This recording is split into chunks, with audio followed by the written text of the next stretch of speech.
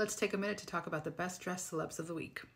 Remember, these are all according to Vogue. First up, we have Saoirse Ronan. I love the hair and makeup. The hair, the little bob, I think it's so good. This is a really pretty color on her. She's actually wearing Louis Vuitton. And I think this is a really nice dress for a day look.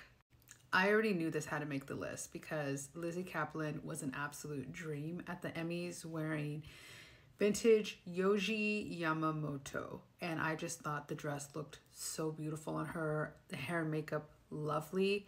One thing I will say is a lot of you did mention that the background was just so busy, and I couldn't agree more, but the dress itself was absolutely stunning. Taylor Russell in Loewe, obsessed with this. So good. I wish I could have seen what was underneath, but honestly, this was so good.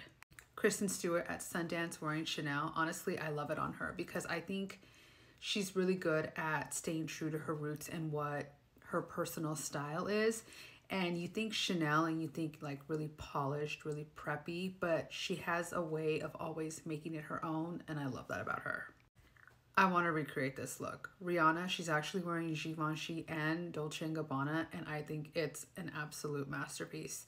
I mean, talk about looking so high fashion. I mean, the baseball cap, such a vibe. Simona Tabasco in Marnie. I thought this was a really pretty dress. I didn't think it was for the Emmys, but I did think it was a really pretty dress. Kerry Washington and Christopher John Rogers. Honestly, this color combo is it.